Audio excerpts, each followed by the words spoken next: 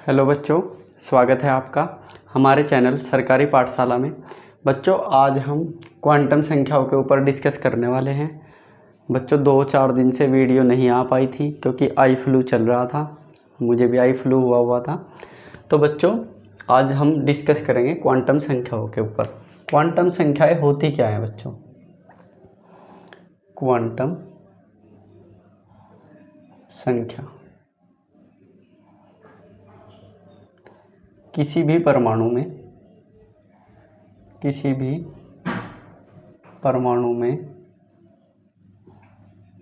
Electron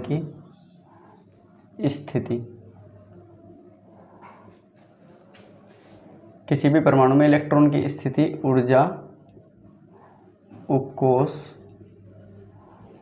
कक्षक, चक्रण आदि की जानकारी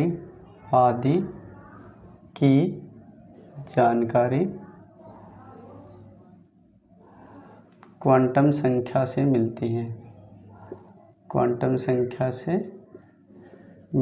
है। बच्चों, अगर मुझे कोई चिट्ठी भेजनी है, कहीं पे कोई लेटर भेजना है, तो मुझे उसका एड्रेस लिखना पड़ेगा कि गांव का नाम क्या है, ज़िले का नाम क्या है, उत्तर प्रदेश है, पिन कोड है। जैसे ज़िले का नाम लिखना पड़ेगा बच्चों सहारनपुर, आपको प्रदेश का नाम लिखना पड़ेगा, राज्य का नाम, पिन कोड लिखना पड़ेगा, तब जाके वो चिट्ठी आपकी उस एड्रेस पे पहुंच पाएगी। इसी तरीके से बच्चों, कोई इलेक्ट्रॉन है, उस इलेक्ट्रॉन के बारे में हमें किसकी ऊर्जा कितनी है, वो किस कोष का है, किस उपकोष का है, क्या उसका कक्षक है और वो कौन सा चक्रण करता है, दक्षिणावर्त घूमेगा इलेक्ट्रॉन या वामावर्त घूमेगा। इन सभी चीज़ों के बारे में जो जानकारी हमें मिलती है वो क्वांटम संख्याओं से हमें मिलती है कि इलेक्ट्रॉन का कोष क्या है, उपकोष क्या है, चक्रण क्या है, उसकी ऊर्जा कितनी है। ये सब जानकारी हमें क्वांटम संख्याओं से मिलती है। तो उन संख्याओं को जो हमें इलेक्ट्रॉन की सही स्थिति के बारे में बताती है कि इलेक्ट्रॉन कहाँ से आया, किस कोष का है, किस उपकोष का है, किस कक्षक का है, क्या उसका चक्रण है, इन सब चीज़ों के बारे में जो जानकारी जो संख्याएं देती हैं उन्हें हम क्या कहते हैं, क्वांटम संख्याएं। अब बच्चों, ये 4 प्रकार की होती हैं। नंबर 1 मुख्य क्वांटम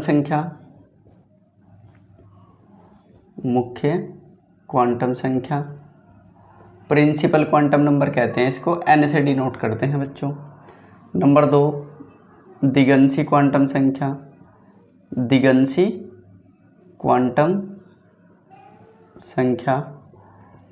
इसको हम L से डिनोट करते हैं। इसको एजीमुथल कहते हैं, इंग्लिश में एजीमुथल।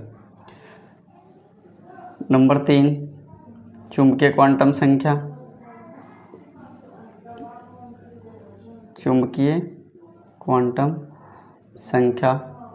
इसको हम M से डिनोट करते हैं। नंबर 4 है चक्रण क्वांटम संख्या, ये मैग्नेटिक क्वांटम नंबर, ये स्पिन क्वांटम नंबर। चक्रण क्वांटम संख्या, इसको हम S से डिनोट करते हैं।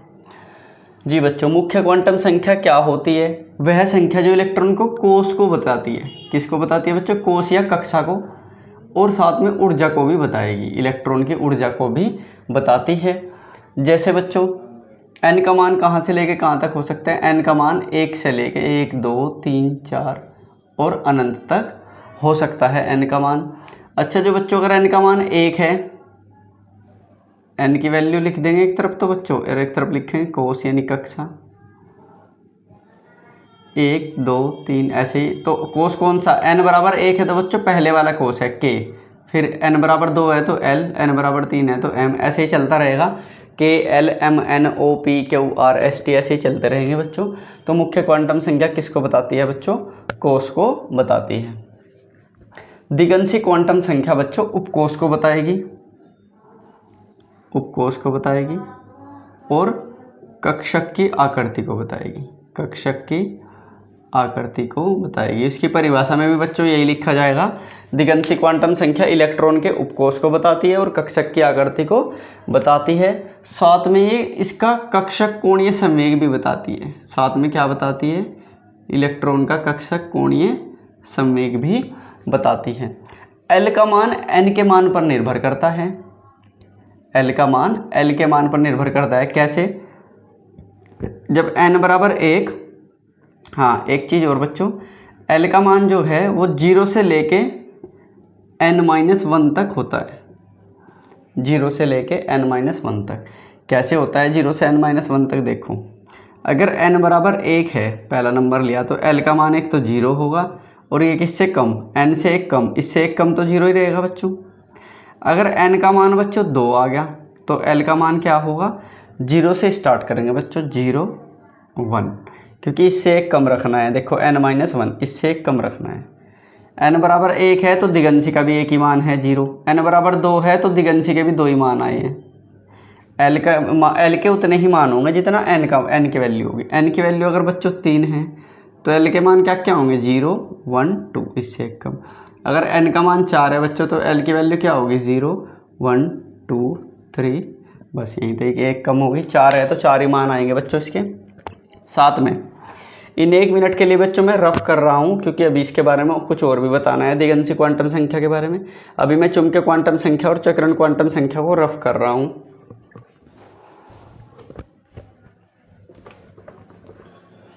जी बच्चों, साथ में बच्चों आपको एक चीज़ और ध्यान रखनी है, उपकोष होते हैं S P D F, 4 उपकोष थे आपके, और L का मान जैसे यहाँ पे N की वैल्यू लिखी है हमने, ऐसी ही L की वैल्यू लिखी जाएगी।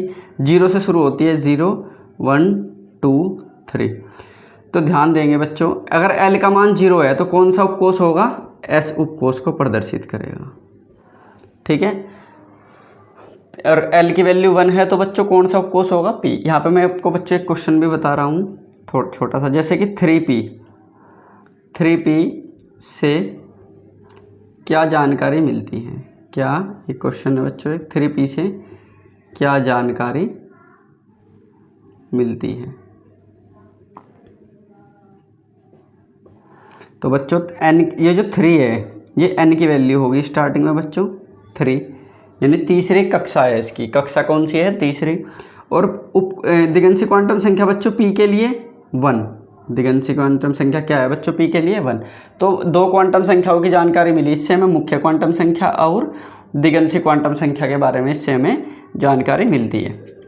अच्छा बच्चों, एक क्वेश्चन और देखेंगे। n बराबर 4 और l बराबर 3 किस उपकोष को प्रदर्शित करता है? किस उपकोष को प्रदर्शित करता है? तो बच्चों देखो, 4 है तो स्टार्टिंग में चौथी कक्षा है इसकी, 4 तो लिख दिया। l बराबर 3 किसे प्रदर्शित कर रहा है बच्चों? f को, तो 4f को प्रदर्शित करेगा ये।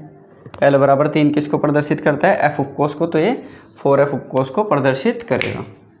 अच्छा बच्चों, दिगंशी क्वांटम संख्या से उपकोष भी पता चल गया, कक्षक की आकृति भी पता चल रही है। आकृति का क्या मतलब है बच्चों? जो S उपकोष आता है कभी भी तो इसकी आकृति गोलाकार होती है। P आता है तो इसकी आकृति बच्चों डंबल होती है, डंबलकार, गोलाकार, डंबलकार, डंबलाकार हैं बच्चों। और D की डबल डंबल, D की आकृति बच्चों डबल डंबल होती है। और F की आकृति बच्चों जटिल होती है, इसकी कोई आकृति नहीं मानी जाती, ठीक है बच्चों। S की गोलाकार, P की डंबल, D की डबल डंबल, 2 डंबल मतलब द्विडंबल, और F की जटिल। साथ में बच्चों यहाँ पे कक्षक की आकृति भी पता चल गई। साथ में बताना है इसका कोणीय संवेग। कोणीय संवेग कैसे निकलेगा बच्चों? इलेक्ट्रॉन का कोणीय संवेग, कोणीय संवेग निकलेगा बच्चों √L+1, और यहाँ पे बच्चों आएगा बाहर h/2π, h/2π √L+1। अब यहाँ पे बच्चों L की वैल्यू रख सकते हैं, जिसमें भी 1 है तो L की जगह पे 1 रख देंगे, और यहाँ पे L की वैल्यू जैसे 3 है तो L की वैल्यू क्या रख देंगे? 3। इस प्रकार से हम क्या निकाल सकते हैं बच्चों? कोणीय संवेग निकाल सकते हैं। आप बच्चों इसका स्क्रीनशॉट लेंगे। अब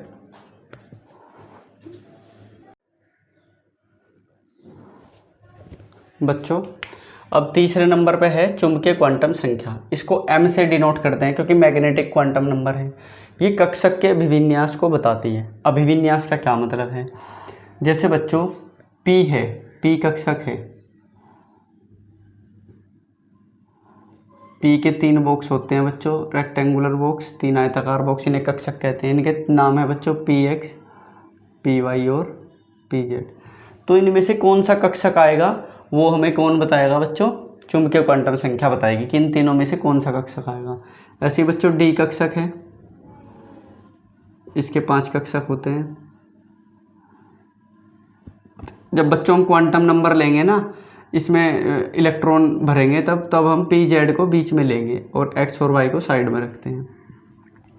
P X, P Y, P Z कैसे होते हैं बच्चों? P X, X, Y, Z, 3 axis है बच्चों परपेंडिकुलर। एक्स एक्सिस पे जो बच्चों होगा वो क्या होगा? पी एक्स होगा। ऐसे ही जो वाई एक्सिस पे घूमेगा वो पी वाई, और जो जेड एक्सिस पे घूमेगा वो पी जेड होगा। अब बच्चों डी कक्षक के 5, 1 2 3 4 5 कक्षक हो गए। इसके नाम डी एक्स वाई, ये डी एक्स वाई प्लेन में डी वाई जेड और D Z X, D X Y, D Y Z, D Z X. बीच में बच्चों आपको डी जेड स्क्वायर रखना है और यहाँ पर D X square Y square. ये कैसे बनेंगे बच्चों? 5 कक्षक के नाम है D X Y, D Y Z, D Z square, D Z X, D X square Y square. D X Y कैसे बनेगा बच्चों? ये एक्स एक्सिस है, ये वाई एक्सिस है, इनके बीच में जो बनेगा बच्चों ये आपका डी एक्स वाई है, D X Y, X Y के प्लेन में। अब देखो बच्चों, अगर मैं यहाँ पे y कर दूँ यहाँ पे z, तो डी वाई जेड बन जाएगा। यहाँ पे एक जगह पे मैं z लिख दूँ, एक जगह पे x लिख दूँ, तो डी जेड एक्स बन जाएगा, यही सेम। और D X square Y square कैसे बनेगा बच्चों? X Y, X square Y square ऐसे बनेगा, एक बार y पे ही घूमेगा बच्चों, एक बार x पे ही घूमेगा, तो ये D X square Y square हो जाएगा। डी जेड स्क्वायर में वो चीज़ें 2 ही बार, मान लिया ये जेड है बच्चों, वो 2 बार क्या इस पे जेड पे ही घूमेगी, यहीं पे ऐसे कर देंगे इसको, डी जेड स्क्वायर हो जाएगा। ये कक्षक है इनके, ठीक है बच्चों। तो कक्षक का अभिविन्यास पता चलेगा हमें इनसे। अच्छा, चुंबकीय क्वांटम संख्या एवं कक्षक के अभिविन्यास के बारे में बताती हैं। कैसे निकलेगा? m का मान L पर निर्भर करता है। किस पर निर्भर करता है बच्चों? L पर निर्भर करता है। और साथ में m का मान जो है बच्चों -L से +L तक होगा। जैसे बच्चों L की वैल्यू 3 है, तो m की क्या हो जाएगी?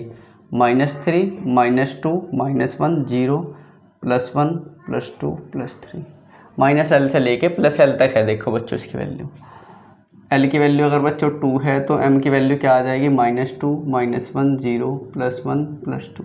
आपने एक चीज़ देखी बच्चों, यहाँ पे 3 है तो इसकी वैल्यू कितनी आई है बच्चों? 7 आई है। इसकी वैल्यू कितने मान आई हैं? 7 मान। यहाँ पर 2 है तो 5 मान आए हैं। इसके मतलब बच्चों m के कुल मान 2l + 1 होंगे।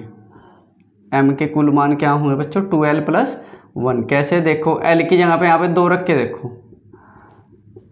2 दूनी 4 और 1 5, 5 मान आए हैं इसके। तो m के दिगंशी क्वांटम संख्या के लिए चुंबकीय क्वांटम संख्याओं के कुल मान क्या होंगे? 2l + 1 से हम निकाल सकते हैं।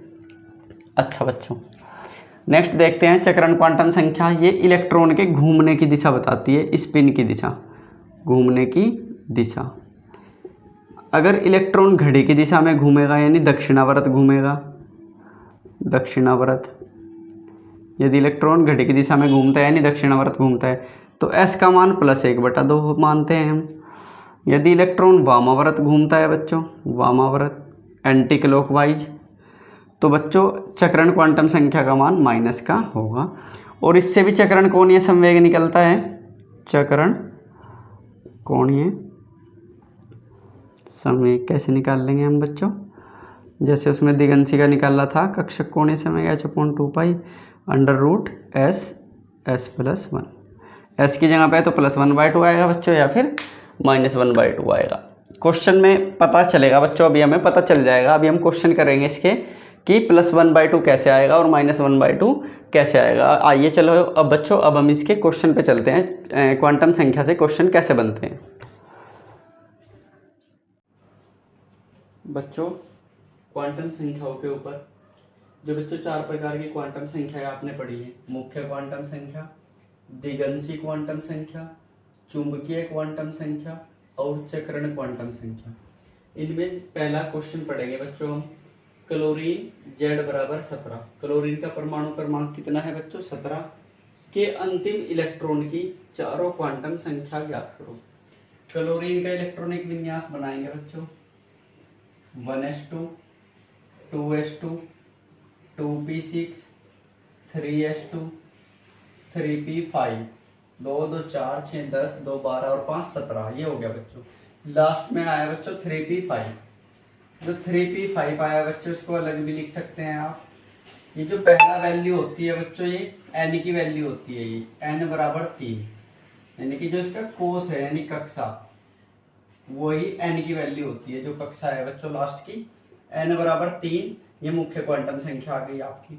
अब बच्चों p l कैसे निकाल लेंगे दिगंशी क्वांटम संख्या, आपको पता है बच्चों 0 1 2 3 लिख देंगे यहाँ, और यहाँ लिखेंगे s p d और f।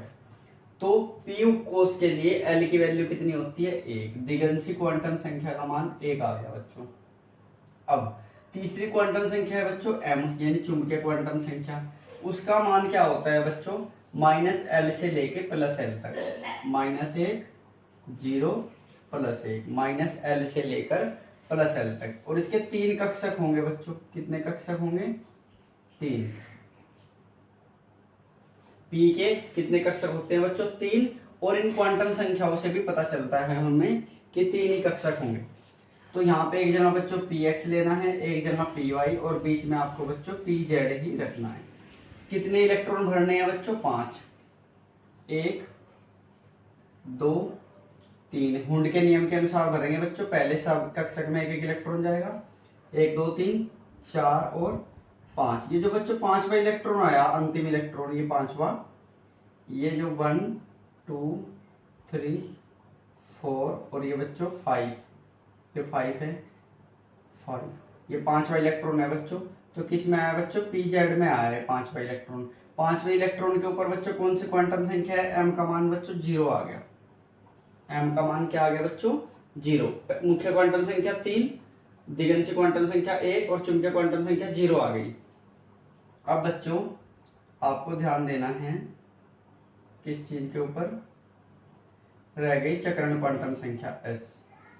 बच्चों अगर जो पहला इलेक्ट्रॉन होता है +1/2, दूसरे वाला -1/2, +1/2 -1/2, तो 5वें इलेक्ट्रॉन के लिए s का मान क्या हो जाएगा बच्चों -1/2। ये बच्चों चारों क्वांटम संख्या आ गई क्लोरीन के अंतिम इलेक्ट्रॉन की, चारों क्वांटम संख्याएं हमने ज्ञात कर लिए। इसी तरीके के बच्चों मैं आपको 4 प्रश्न और कराऊंगा। आपने अगर ये चारों क्वेश्चन आप बच्चों देख लिए तो क्वांटम संख्याओं पर आपकी पकड़ बहुत ही अच्छी बन जाएगी। बच्चों दूसरा सवाल है Fe यानी कि आयरन।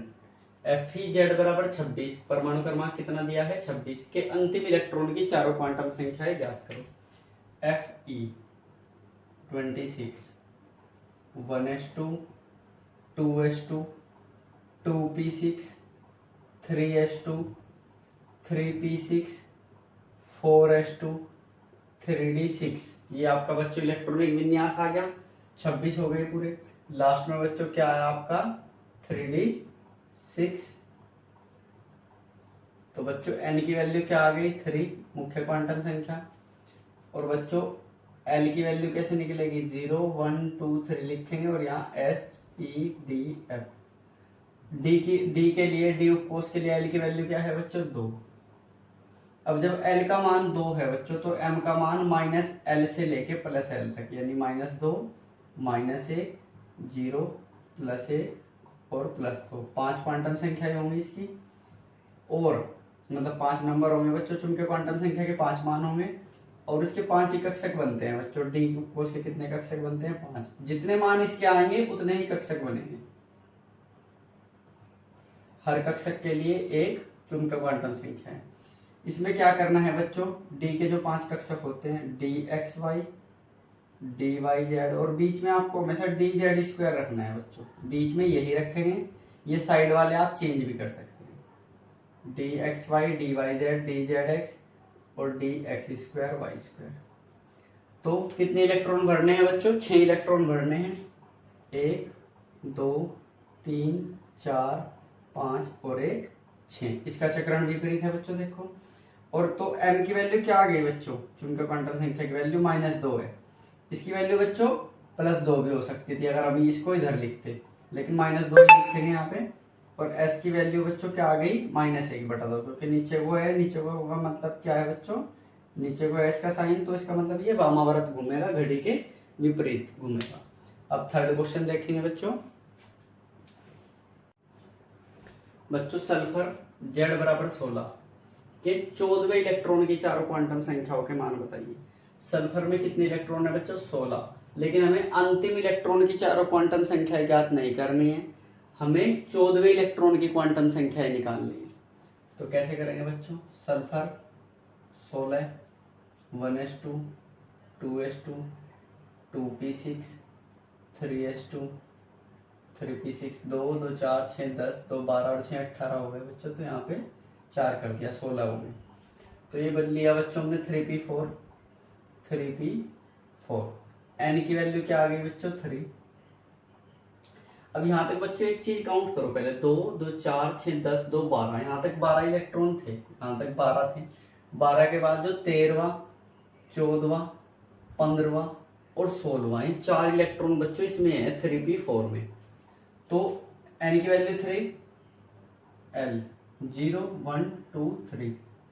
तो इसकी वैल्यू क्या है, उपकोष कौन से बच्चों s p d और f। कौन सा उपकोष है बच्चों p, p के लिए l का मान क्या आ गया बच्चों 1, दिगंशी क्वांटम संख्या का मान 1, चुंबकीय क्वांटम संख्या -1 0 +1, क्योंकि m का मान n के मान l के मान पर निर्भर करता है। 3 ही बॉक्स बनेंगे क्योंकि 3 चुंबकीय क्वांटम संख्याएं हैं।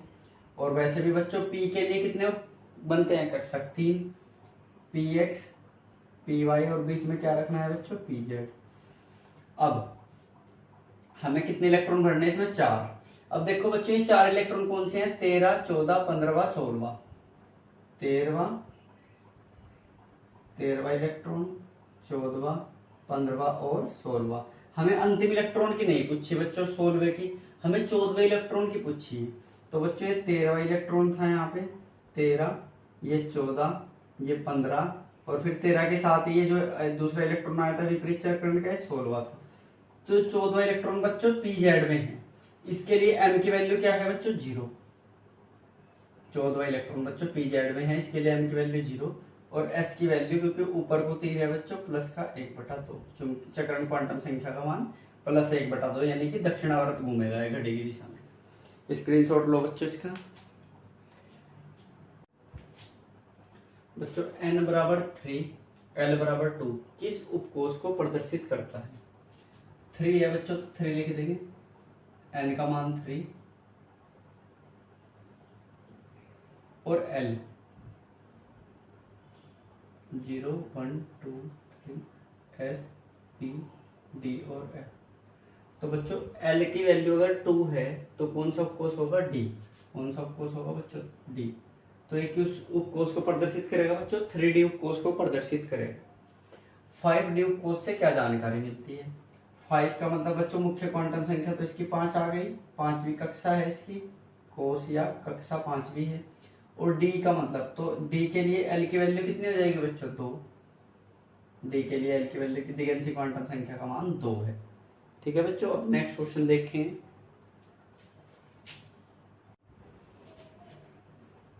n = 3 के लिए सभी क्वांटम संख्याओं के मान लिखिए। n = 3, मुख्य क्वांटम संख्या का मान कितना है बच्चों 3, और दिगंशी क्वांटम संख्या का मान क्या हो जाएगा बच्चों, दिगंशी क्वांटम संख्या का मान इससे जो है बच्चों 1 कम होता है, l का मान इससे 1 कम होता है, यानी n-1 तक होता है, 0 से n-1 तक। तो 0 हो जाएगा 1 और 2, इससे 1 कम है बच्चों, l के मान आ गए दिगंशी क्वांटम संख्या के। अब बच्चों m चुंबकीय क्वांटम संख्या निकालनी है, कैसे निकाल लेंगे बच्चों चुंबकीय क्वांटम संख्या। l के मान लिखो बच्चों 0, l का मान 1 है और एक l का मान बच्चों 2 है। तो जब l 0 तो बच्चों m भी 0, क्योंकि m का मान होता है बच्चों -l से लेकर +l तक, यहाँ पर भी -l से लेके +l तक, -1 0 +1। यहाँ पर m के मान -l से -2 -1 0 +1 +2 -l से लेकर +l तक। ठीक है बच्चों, और इसका एक डायरेक्ट फॉर्मूला भी है बच्चों। जैसे एल की वैल्यू 2 है, इसके कुल कितने मान होते हैं, 2l + 1 होते हैं इसके कुल मान। अगर एल की वैल्यू 2 है बच्चों, 2 रखा है यहाँ पे, 2 दूनी 4 और 1 5। जब एल 2 है तो इसके कितने मान आए बच्चों, 1 2 3 4 5 आए। तो ये कुल मान है। चूंकि क्वांटम संख्याओं के कुल मान किस पर निर्भर करता है, दिगंशी क्वांटम संख्या पर। और बच्चों एस का मान सभी के लिए या तो +1 1/2 होगा या फिर -1/2, इन सभी के लिए एस के मान ही आ जाएंगे। +1 ± 1/2 भी आप लिख सकते हैं। तो इस तरीके से आपको क्वेश्चन ये करने हैं बच्चों। उम्मीद करता हूँ कि आपको क्वांटम संख्याओं के बारे में कोई भी जो है प्रॉब्लम नहीं रहने वाली है। आपने सभी जो है क्वेश्चंस अच्छे से समझ लिए हैं। अब बच्चों क्वांटम संख्याओं के ऊपर एक नया रूल आता है इसके बाद, n+l रूल। वो हम अगले पार्ट में, अगली वीडियो में दिखाएंगे आपको। अगर आपको वीडियो अच्छी लगी हो कमेंट ज़रूर करिए, और बच्चों लाइक करिए और शेयर ज़रूर करते रहिए वीडियो को। थैंक यू बच्चों।